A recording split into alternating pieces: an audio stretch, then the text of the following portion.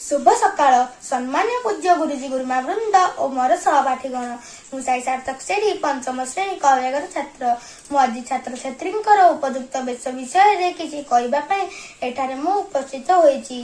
काकचेष्टा बको ध्यानम स्वान निद्रा तथैव च अल्पाहारी गृह त्यागी विद्यार्थी पंचलक्षणम। आजिर छात्र आसंता कालीर भविष्यत।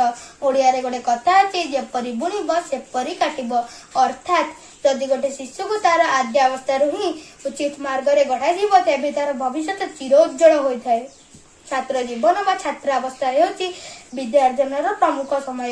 यह केवल विद्यार्जनर समय नुहे, छात्रर संपूर्ण जीवन गठन हेबार समय। विद्यालय ही छात्र तार भविष्यतर उन्नत मार्ग लगी प्रस्तुत हेबार सुजोग मिले। छात्र जीवन रे जे व्यक्ति जेपरि भाबरे निजको गढ़ी थाए भविष्यत जीवन रे सेहीपरि मनुष्य रूपे संसार क्षेत्र रे अवतीर्ण हेबे। तेणु प्रत्येक छात्र छात्री आदर्श और चिर उज्जवल जीवन यापन करने उपयुक्त बेश बा गुणावली एकांत आवश्यक। से गुड़िक है श्रृंखला ज्ञान, समयानुवर्तिता, उच्चाकांक्षा, जिज्ञासा, हृदय नम्रता, संयमता, ज्ञान पिपासा, ईश्वर भक्ति, सेवा मनोभाव इत्यादि। एठारे बेश कहले छात्र छात्री शरीर को घोड़ा नामी दामी पोशाक बुझाए ना।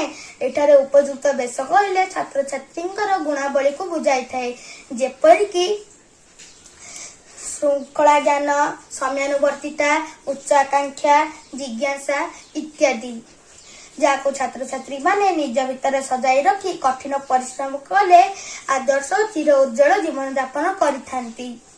सबु काम को धैर्यर सहित नम्रता भाव में समयानुवर्तिता होई संपूर्ण करी उन्नतिर गोटे पर गोटे पाहाच चढ़ी छात्र तार लक्ष्य स्थल को पहुंची थाए। तार सबुतक उन्नति तार उपयुक्त बेश बा गुणावली संभव होइथाए। तेणु प्रत्येक छात्र छात्री उपयुक्त बेश बा गुणावली निज भितर धारण करबा उचित। मु प्रथम कहिथिबा श्लोक अनुसार तार अर्थ हेउची आमे काउ भली चेष्टा करिबा, बग परी ध्यान दे काम करिबा, कुकुर परी शयन करिबा, बंचिबा पई अल्प आहार ग्रहण करिबा, गृहत्याग। गोटे छात्रर 5टी लक्षण। यदि गोटे आदर्श छात्र यही 5टी लक्षण को निज जीवनर व्रत रूपे ग्रहण करी ताको कार्यकारी करिथाय तेबे तार जीवन आदर्श चिर उज्जवल होइथाय। एतिकी कहि कि मु मोर वक्तव्य को शेष करूची। धन्यवाद।